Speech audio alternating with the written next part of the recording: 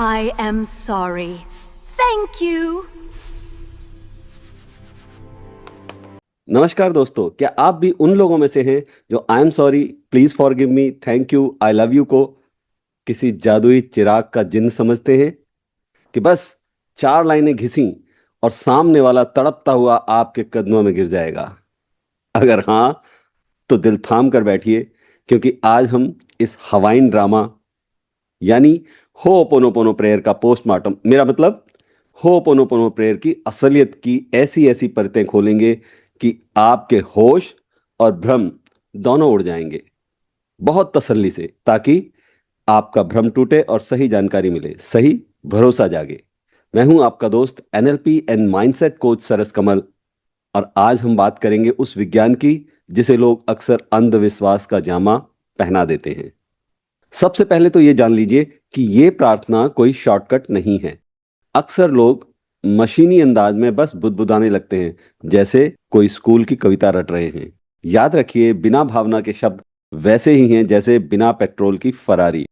दिखने में तो चमकती है, पर 1 इंच भी आगे नहीं बढ़ती। दोस्तों, इस वीडियो से आपकी समझ तो बढ़ेगी ही, क्योंकि हो'ओपोनोपोनो प्रेयर से जुड़े आपके मन में उठने वाले हर सवाल का जवाब आज आपको इस वीडियो में मिल जाएगा। साथ ही साथ आपको मजा भी आएगा।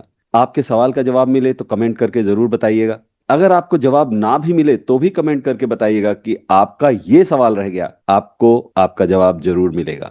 और जो लोग चैनल पर नए जुड़े हैं वो चैनल को सब्सक्राइब करके बेल आइकन को दबा लें, ताकि आगे आने वाली कोई वीडियो आपसे मिस ना हो। और संभव हीलर परिवार से जुड़ने के लिए आप हमारी व्हाट्सएप कम्युनिटी को ज्वाइन कर सकते हैं, लिंक डिस्क्रिप्शन में है।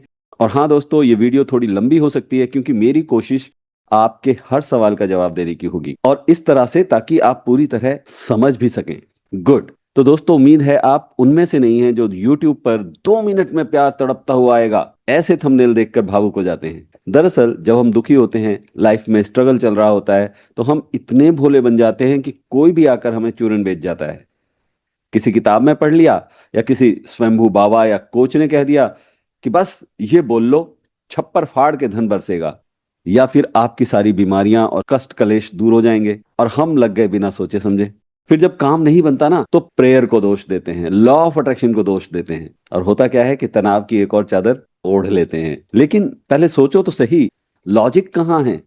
वैसे सच बताऊं, जब मैंने पहली बार हो'ओपोनोपोनो प्रेयर का नाम सुना था, तो मुझे लगा ये कोई नया जापानी कार्टून है या कोई नया ड्रामा। सच में सब कुछ सर से ऊपर से निकल गया। और फिर जब खुद प्रैक्टिस की, तो घर वाले और दोस्तों के रिएक्शंस देखने लायक थे। जैसे ही मैं बोलना शुरू करता, सब मुझे ऐसी तिरछी नजर से, जी हाँ, रहस्यमयी मुस्कान से देखते थे, जैसे मैं किसी दूसरे ग्रह की भाषा सीख रहा हूं। नतीजा, मेरी आवाज अपने आप धीमी हो जाती थी, या मैं अपने मन में बुदबुदाने लगता था, क्योंकि खुद को ही पूरा यकीन नहीं था कि ये I am sorry, please forgive me, thank you, I love you काम करेगा भी या नहीं। और लॉजिक समझने की कोशिश नहीं की थी। इंसान जब अंधेरे में होता है तो उसे जुगनू की रोशनी भी सूरज जैसी लगती है। मेरी हालत भी वही थी, लेकिन साथ ही असमंजस का अंबार था। महीनों यूं ही निकल गए, और जाहिर है, जब मन में दुविधा हो तो लॉ ऑफ अट्रैक्शन भी हाथ खड़े कर देता है। लेकिन अंदर से एक आवाज आती थी, बेटा, और कोई रास्ता भी नहीं है अब तेरे पास। और मैं लगा रहा, यहां तक कि उधार लेकर एडवांस कोर्सेज किए, मास्टर टेक्निक सीखी, रात रात भर जगकर पढ़ाई की, चीजों को समझने की लगातार कोशिश करता रहा, प्रैक्टिस करता रहा, क्योंकि ये समझ आने लगा था, जब तक अंदर की नेगेटिविटी और डिप्रेशन वाली वायरिंग नहीं बदलेगी, कोई एफर्मेशन काम नहीं करने वाली। साल 2 साल की इस मशक्कत के बाद सबसे पहले तो नींद लौट कर आई, और मन में वो सुकून आया जो लाखों रुपए खर्च करके भी नहीं मिलता। मैंने देखा कि इंटरनेट पे ढेरों टेक्निक्स हैं, पर कोई उनके पीछे का विज्ञान नहीं बताता। बस ऐसा कर लो वैसा हो जाएगा, यही खेल चल रहा था। तभी मैंने ठान लिया था कि मैं इसे पूरे लॉजिक और साइंस के साथ आप तक पहुंचाऊंगा। और हाँ, एक बात गांठ बांध लीजिए, जब आप कुछ नया करेंगे तो आपके अपने दोस्त और रिश्तेदार सबसे पहले आपका मजाक उड़ाकर आपको डिमोरलाइज करने का टेंडर यानी ठेका लेंगे। ये दुनिया की पुरानी रीत है। तो अगर कोई आपको देखकर मुस्कुराए तो निराश मत होना, समझ लेना आप सही रास्ते पर हैं।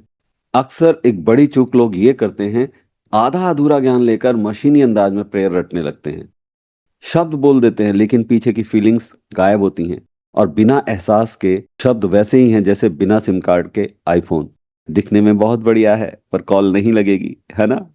इसे एक और उदाहरण से समझिए। केमिस्ट्री में H2O यानी दो हिस्सा हाइड्रोजन और एक हिस्सा ऑक्सीजन का मिलेगा तभी पानी बनेगा। अब जिसे ये साइंस नहीं पता उसे तो ये जादू लगेगा।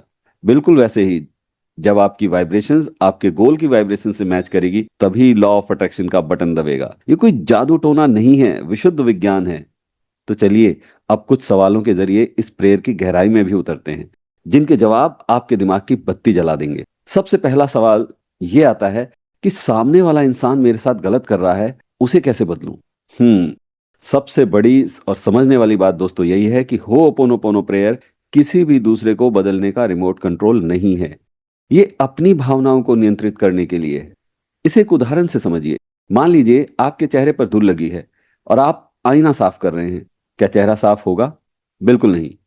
ये प्रेयर अपने उस चश्मे को साफ करने का तरीका है जिससे आपको वो सामने वाला इंसान बुरा दिख रहा है।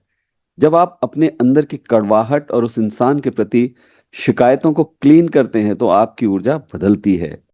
और यकीन मानिए जब आप सामने वाले के एक्ट पर अपने रिएक्शंस बदल देते हैं तो सामने वाले का व्यवहार अपने आप बदलने लगता है, क्योंकि उसे अब आपसे वो पुरानी नेगेटिव ऊर्जा नहीं मिल रही। लेकिन यहां पर कुछ लोग पलट कर सवाल करते हैं, हम तो लगातार अच्छा करते जा रहे हैं फिर भी सामने वाले से कोई अच्छा रिस्पॉन्स नहीं मिलता, फिर क्या किया जाए? साथियों, ये एक ऐसा सवाल है जो लगभग हर उस इंसान के मन में आता है जो ईमानदारी से खुद पर काम करने की कोशिश कर रहा है। और ये सवाल बिल्कुल वैसा ही है जैसे हम किसी को उधार दें और वो वापस देने की जगह अपना नंबर बदल ले। वो सुधरने के बजाय ज्यादा रायता फैला रहा है। ऐसे में मन में सवाल उठता है कि वो तो अब भी वैसा व्यवहार कर रहा है तो मेरी प्रेयर कहाँ गई? क्या मेरी मेहनत बेकार गई? तो चलिए इस दुविधा की लंका जलाते हैं। देखिए, यहां हमें होपोनोपोनो के विज्ञान को और गहराई से समझना होगा। इसके जवाब में मैं आपको तीन बहुत प्रैक्टिकल सी बातें बताता हूं। अच्छा करने और क्लीन करने में फर्क है। अक्सर हम जिसे अच्छा करना कहते हैं उसके पीछे एक उम्मीद छुपी होती है। मैं इसके साथ अच्छा व्यवहार कर रहा हूं ताकि ये भी मेरे साथ अच्छा करे। दोस्तों, ये क्लीनिंग नहीं है, ये तो एक तरीके का सौदा, ट्रांजैक्शन है। और जहां सौदा होता है वहां वाइब्रेशंस में कमी और अपेक्षा, उम्मीदें होती हैं। जब आप होपोनोपोनो प्रेयर करते हैं तो आप सामने वाले को बदलने के लिए नहीं, उस दर्द और इरिटेशन को मिटाने के लिए करते हैं जो उसके व्यवहार से पैदा हो रहा है। जब आप सच में क्लीन हो जाते हैं तो सामने वाले का व्यवहार आपको चोट पहुंचाना बंद कर देता है। और चमत्कार वही होता है, जब आप प्रभावित होना बंद कर देते हैं तब उसकी सत्ता आपके ऊपर से खत्म हो जाती है। दूसरी बात समझिए, पुरानी फाइलों का क्लियरेंस टाइम लेता है। यहां भी मैं आपको एक उदाहरण देता हूं। मान लीजिए आप एक बहुत गंदे पुराने फर्श पर पोछा लगाना शुरू कर रहे हैं। पहली बार पोछा मारने पर क्या फर्श चमक जाएगा? नहीं ना, बल्कि वो गंदगी और फैलती दिखाई देगी। सालों साल की कड़वाहट, पुरानी यादें और जो कार्मिक डाटा आपके और उस इंसान के बीच है उसे साफ होने में थोड़ा समय लगता है। आप अच्छा कर रहे हैं, ये बहुत अच्छी बात है, लेकिन अंदरूनी सफाई तब तक जारी रखनी है जब तक कि उस इंसान को देखकर आपके मन में जीरो यानी शून्य वाली स्थिति ना आ जाए। जब तक उसे देखकर गुस्सा या दुख आ रहा है, समझ लीजिए अभी कुछ फाइलें और डिलीट होनी बाकी हैं, क्योंकि यूनिवर्स का अपना फिल्टर है। जी हाँ, ये एक बहुत कड़वा लेकिन जरूरी सच है। होपोनोपोनो प्रेयर करने का मतलब ये नहीं है कि हर इंसान आपकी जिंदगी में बना ही रहेगा। जब आप खुद को हील करते हैं और अपनी वाइब्रेशंस ऊंची कर लेते हैं तो अक्सर वो लोग जो आपकी नई वाइब्रेशन से मैच नहीं करते वो आपकी जिंदगी से अपने आप फिल्टर होकर बाहर हो जाते हैं। कभी कभी यूनिवर्स आपको उस स्थिति या उस इंसान से बेहतर कुछ देना चाहता है, या शायद आपको उस जहरीले रिश्ते से, परिस्थितियों से आजाद करना चाहता है। तो अगर आपके अच्छा करने के बावजूद कोई नहीं बदल रहा है तो यूनिवर्स आपको इशारा कर रहा है, बेटा तुमने अपना काम कर दिया, अब आगे बढ़ो। तो दोस्तों, आगे बढ़ो। हमें किसी को बदलने की जिद नहीं पकड़नी, हमें खुद को मुक्त करने के लिए प्रेयर करनी है। जब आप मुक्त हो जाते हैं तो दुनिया आपको बदली हुई नजर आने लगती है। उम्मीद है इस जवाब से आपको थोड़ी क्लैरिटी मिली होगी।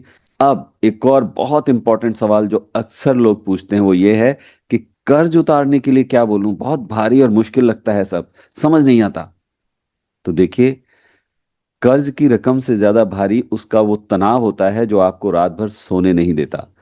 जब आप पैसों के बारे में सोचते हैं और डर महसूस करते हैं, तो आप और ज्यादा कमी को अपनी ओर खींचते हैं। आपको उस मानसिक बोझ और पैसे ना होने के डर के लिए होपोनोपोनो प्रेयर करना है। जब आप अपनी इस घबराहट को आई एम सॉरी कहकर शांत कर लेंगे, तो आपका दिमाग रिलैक्स होगा। एक शांत दिमाग बेहतर तरीके से सोच सकता है कि पैसा कैसे कमाया जाए और कर्ज कैसे चुकाया जाए। रास्ता तब खुलता है जब डर खत्म होता है। जैसे ही दिमाग से तनाव के बादल हटेंगे, आपको पैसा कमाने और कर्ज चुकाने के नए रास्ते अपने आप सूझने लगेंगे। तो समझिए इस बात को कि आपने प्रेयर कर्ज चुकाने के लिए नहीं, अपने इमोशंस को कंट्रोल में करने के लिए करनी है। और नेक्स्ट है, टूटे हुए रिश्तों को वापस से कैसे जोड़ें?